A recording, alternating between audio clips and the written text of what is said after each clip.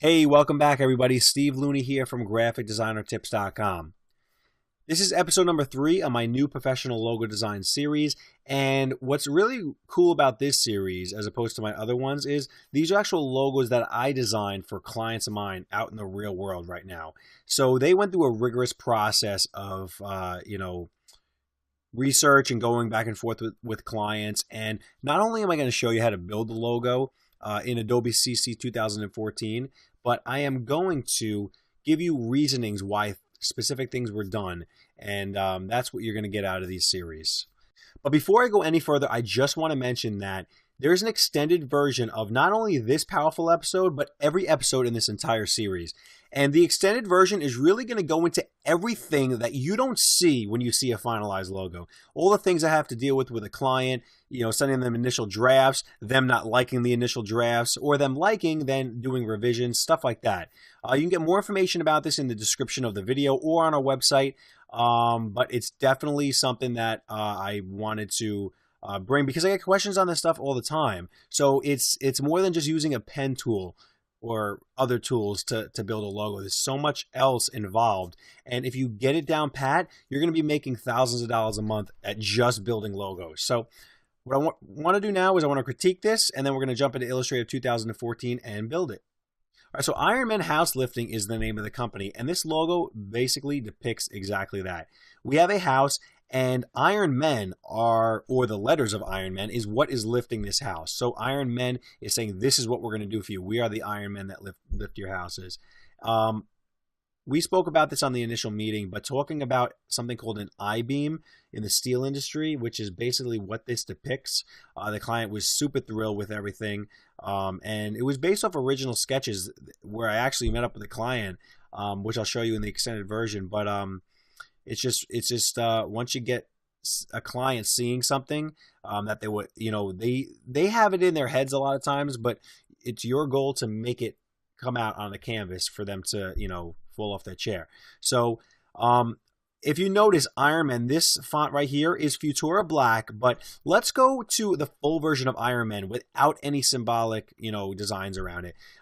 Because this can be used this way, which is fine, but you're going to notice that the eye is different. There's no serifs basically on the eye, or not serifs, but they don't extend at the top and the bottom. So if I go back to the full version, you're going to see that the eye is different. And the reason I did that was to have the eye be a part of the I-beam. Now, like I said, I don't know if I is spelt with an E or an I in the beginning. If it's an I, it's just ironic that it starts with an I, Iron Men. But I actually, like I said, I changed that I up to have it kind of line up with this up here and line up down here. Now, what's cool about colors, all right? First of all, we have two colors in here, the red and the black. That the fact that you have the I and the RON the same color, even though the I is different, you're going to read it as one word because it is red. You're going to read the MEN, even though the M is on a upward slant because it's in the same color. The other great thing about colors is the fact that you have between the N and the M, no spacing. You don't need a space sometimes when your color changes. Now, okay, well, Steven, what if the logo is black and white? How are you going to know? But it would be grayscaled. So the red would be actually a value of black, which would be not 100%. So checking it out on the screen now, you can see that it still works like that when you grayscale. You won't want everything 100% black. And even if it was 100% black, for whatever reason, if it had to print out that way for some strange reason, like I said, then it would still work out. So also with the colors, I just want to mention that standard colors, a lot of times black is a standard color and a specific red, because if you go outside of standard colors, you might get charges for it. You might get, charges to mix ink, and you kind of just want to set this up to make it as easy for your client in the future as possible. Yeah, they can find a red that's a little bit similar, but are they going to be happy with it? Probably not. So now that I've critiqued this, let me know in the comments below at the end of the video if there's something that I missed, or, like I said, I designed it, but if there's something that you notice about it, or something you like, something you don't like, something we just want to say hi. So let me get into building this logo now. right, so now we're in Adobe Illustrator CC 2014, and I am working on an 8.5 by 11 canvas. As you can see, I did put the numbers above for the colors, so you can now add them into your swatches and follow along. If you have the extended version, you'll be able to go side by side with this exact vector file that I provide to you. So what I want to just say really quick is that each logo you ever design is going to take a lot of time. And there's going to be a lot of time refining and just making changes and little tweaks and adding little things, elements to it. And, you know, like for instance, if I zoom in here, you know, you got these extra bars. Did they need to be here? You know, say I take these bars out. Well, you do need them on the bottom because it needs to contain it. But did you really need them in there? Yeah, in a way, you kind of did, because it kind of adds that other element to it. There's so many different ideas that you're going to throw around on your canvas to get it to where it needs to be. And that's what I really want to say. So the very first thing we're going to do is, and we can do this a number of ways. We can literally trace this whole thing out with the pen tool, or we can use other means. So what I do want to do is use the other means. So I want to come into my rectangle tool first. I want to make a rectangle, and I just want to make it, let's see, about this long. I'm going to move this rectangle down. All right. I'm going to hit A on my keyboard. I'm going to select this line segment here. I'm going to now hold Shift while I pull this over. Okay. I just want to scale this to my scale up here. And I want to hold Shift on the keyboard, click this line segment and pull this in. And I just want to now, again, pull that line segment down. I want to kind of match it up with what I have. Okay. One done. The next thing we're going to do is we're going to use the pen tool, because we could use the pen tool for that, but I want to jump around and teach you more tools. So what I want to do is I want to click. We're going to just make a little triangle. All right. And we're just going to come around. The triangle can be all funky looking. You see, I could do this with the triangle. We're going to fix that in a second. So I'm going to now lay this over this right here. And you can't see that it has those jaggedy lines under here, because until I select it and you see the actual selection, but we're going to fix that in a minute. I now want to take this and I just want to make another rectangle and make the little chimney right here, because whenever you see that on a logo, you know it's a structure, you know it's a house. So what I now want to do is I want to take all three of these elements and I want to come into my Pathfinder and I want to hit the first top left option that says Unite, and it makes it one full shape now, which is really cool. All right, let me just see something really quick. Okay, cool. All right, so now what I want to do is I want to come into here and I want to click. I'm going to hold Shift while I click this so it keeps a straight line. Come up here. Well, actually, I went over way too far. Let's back up. Come over to here, here, here. Okay, and we're going to fill that with white just to see what it's going to look like if we decide to cut it out. So, all right, once you find out if you like it or not, because this point might be too close and it looks funny now, once you get it to that point, you're going to select all two of these objects. So you have the white and you have the black back here. You want to select both of these, hit minus front right there, and now you have a shape that is that color with the cutout right in the middle. Pretty cool, right? The very next thing we're going to do is we're going to come into our text tool and we're going to type out RONMEN, because at this point we now know that we're not going to use the I in it. And actually what I do want to do is I want to take that N out of the N, and I'm going to now scale the E up till it pretty much gets to this corner. You can hit Command R on your keyboard and pull over a ruler if you need to. All right, and now you can see basically that's where the E ends up. Just pull that down there a little bit. We're going to move this all later. And we're going to keep the R, let's see.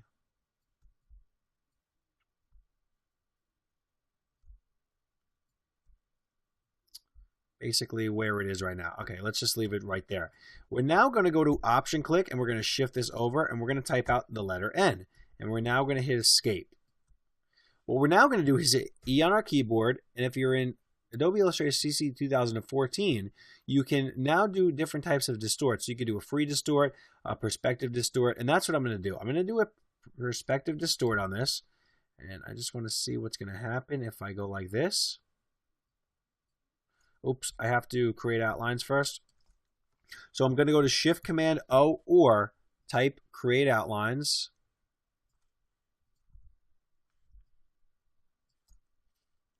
Okay, and now what I'm going to do is I'm actually going to come up to the free distort tool, and I'm just going to take this right here, and I'm going to pull this point up while holding shift till it contours on that same angle, and the same thing with the bottom.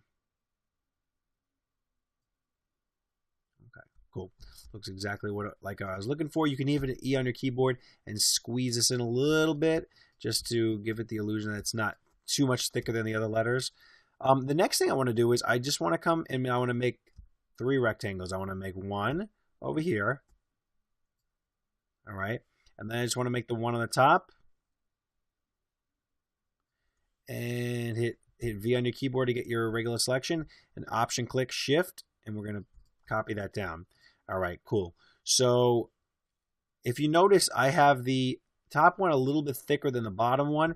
And I guess I was trying to figure out a good balance between these.